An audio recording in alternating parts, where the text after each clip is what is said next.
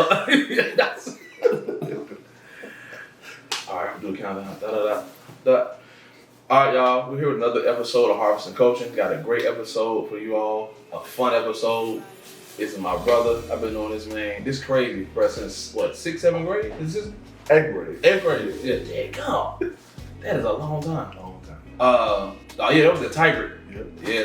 Whoa, bro, that's crazy work. Anyway, it's my brother, Martavis. Actually, no, Pastor Martavis Williams. Get him right.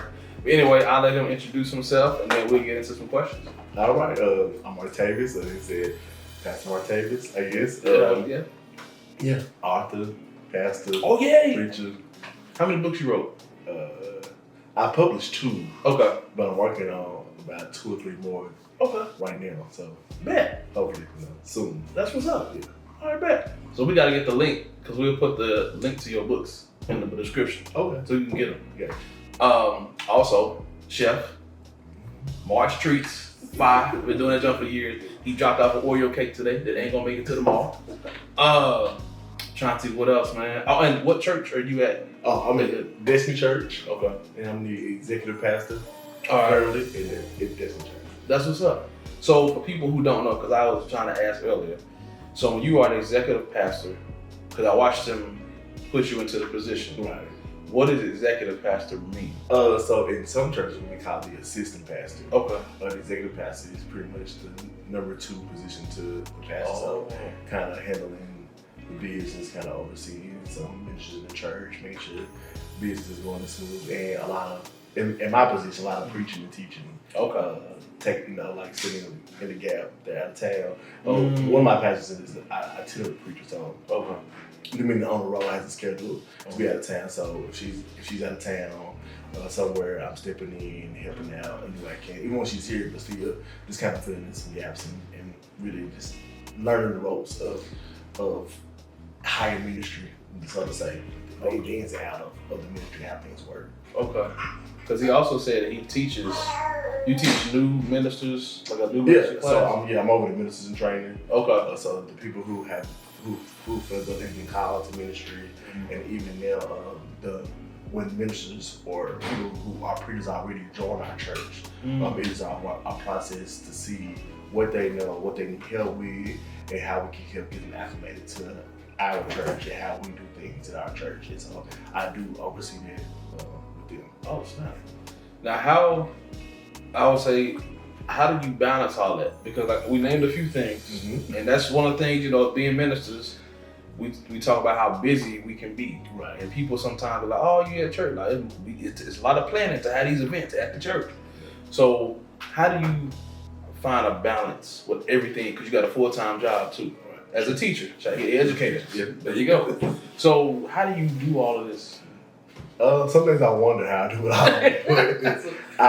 I'm learning to be more intentional with taking a break and taking pauses like in my life and resting and being intentional and then being able to speak up and say, hey, look, I need a break, or can I just get a couple weeks off? And then my pastors are aware of that, so they're intentional about also not overworking me or scheduling me a lot, and they're also asking me like, are you good? We have a real conversation like, are you really good? Like, how is the biggest thing, how was your marriage?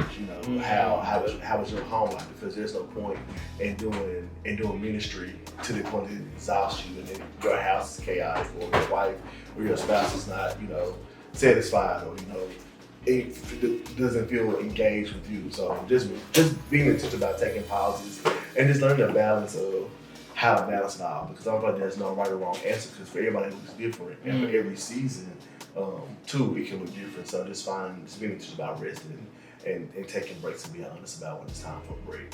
That's true. I'm glad you said that, because my pastor too, he says that he's like, when right after we had the baby, he gave me like 3 months off of like ministry work. He was like, I don't used to be at home, but I appreciated that because I didn't even get that time off for work. I only got like a few weeks off and had to go back to work. So that, that's definitely important. And then, you married. So that's Nene.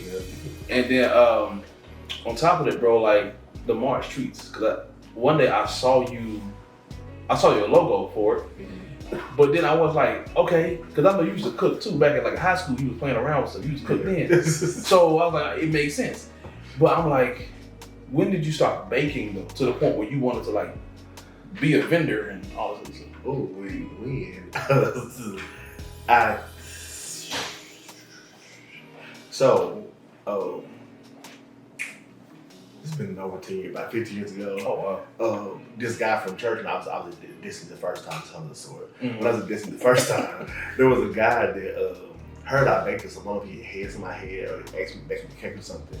He was like, his granddaughter was turning 7 or something, and he said, my daughter was trying to figure out how to order cupcakes. I said, man, you better ask Mark. Do that kind of stuff.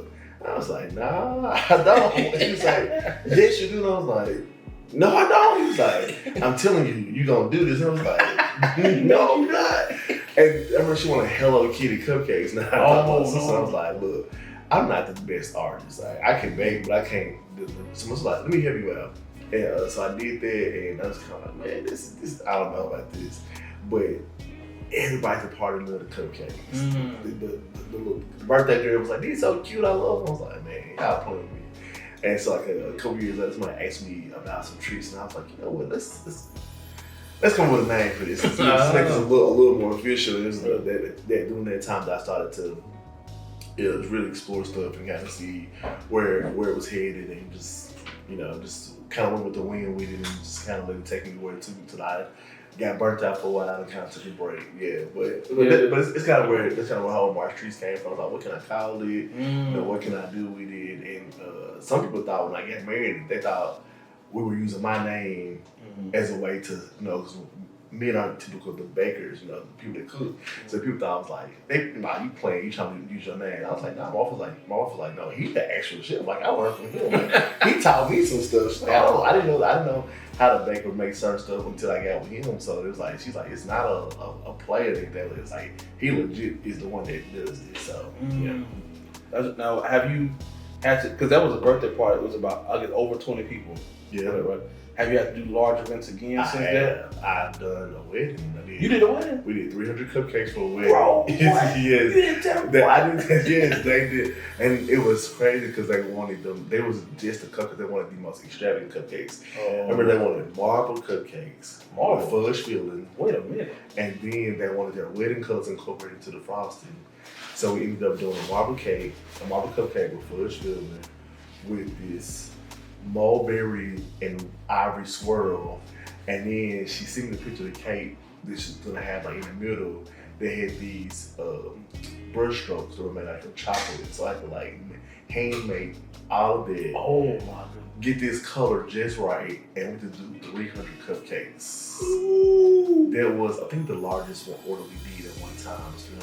We done a lot of vendor stuff. Okay, yeah. But that was like the biggest. And I've done birthday parties, so it's been, and we've done like cupcakes and desserts, so it's probably been something that's kind of like come really close to that. But that's been the one I remember the most that has really stood out. But we done 300 cupcakes with a feeling. That's a lot. It was a lot. Did that take 2 or 3 days? I want to know it's more than that, right?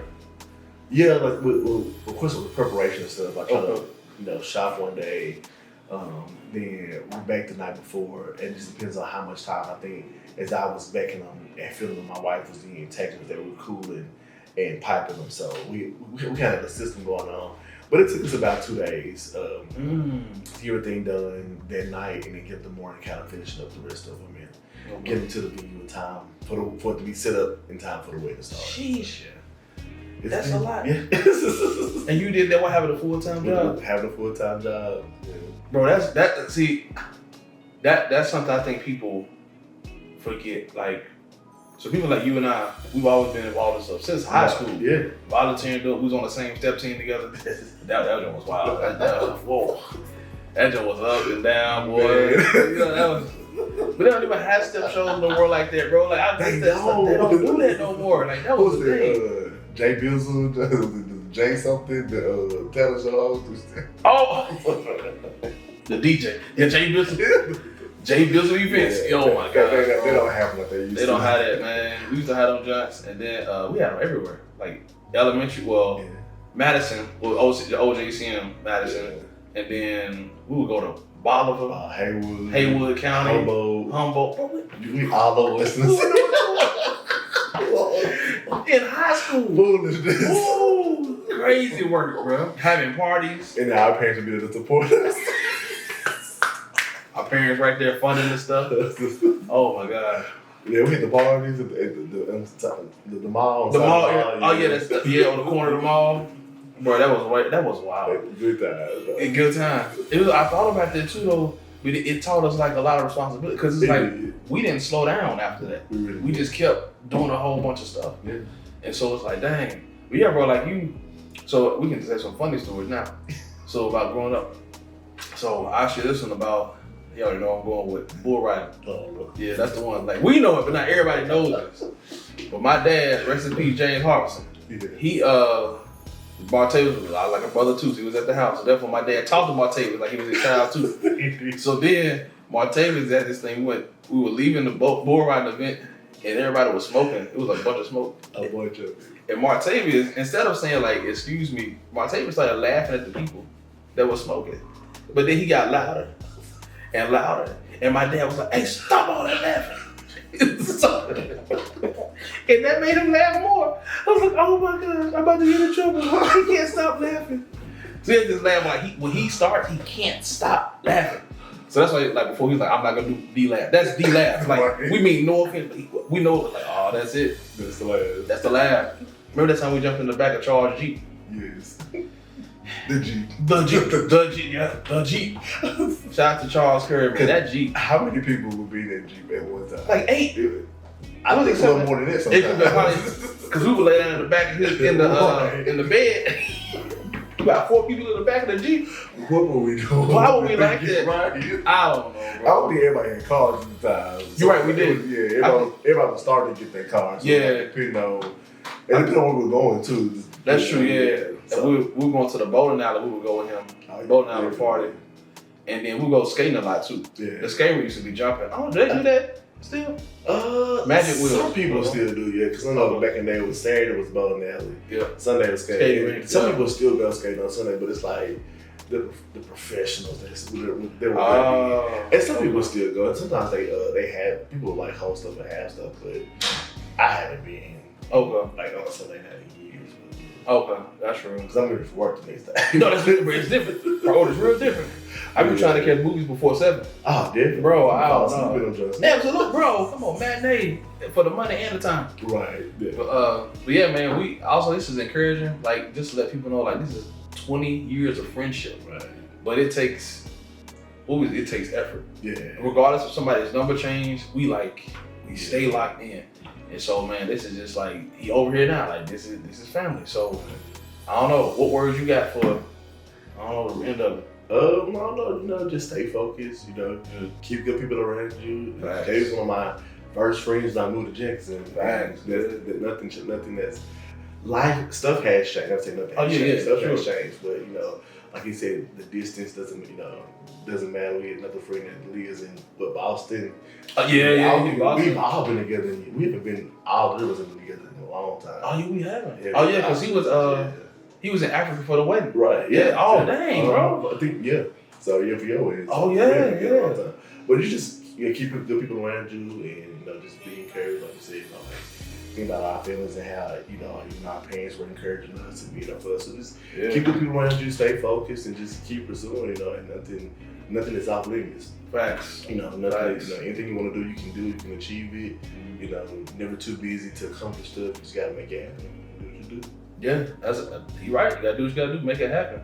Because I forgot about the wedding part. We all were involved in each other's weddings. So I think I was in your wedding and Charles was in your wedding. Mm-hmm. And then we were both in Charles' wedding, and then you were in my wedding. But then Charles couldn't make the wedding. So you see, that's 20 years. Yeah. But you're right, we're making it happen. That's something. I hope I don't know, people do a better job. Y'all ain't got no excuse. Right. Y'all got text messages. You got no excuse, bro. It's actually easy, man. It's easy, bro. It's easy. We had home phone. We had right numbers down. We go back to when the internet was people the dial it up. The dial up. I think when the internet, if you was on the internet, you couldn't be on the phone. Yeah, you could. It would interrupt the whole thing. Get out the phone. I'm telling you, get the phone. Call somebody. It's a lot. That's horrible. So if we can do it, then but people are there. So I think technology has made people so socially awkward in a sense. I agree. A lot of times, but you have to be intentional now. Yeah. About having conversation, keeping other people with your people. I agree with that. Well, y'all, that's it, man. This is another special interview. So happy to have this moment on camera and just spend time with my brother, man. And then, y'all, that's it.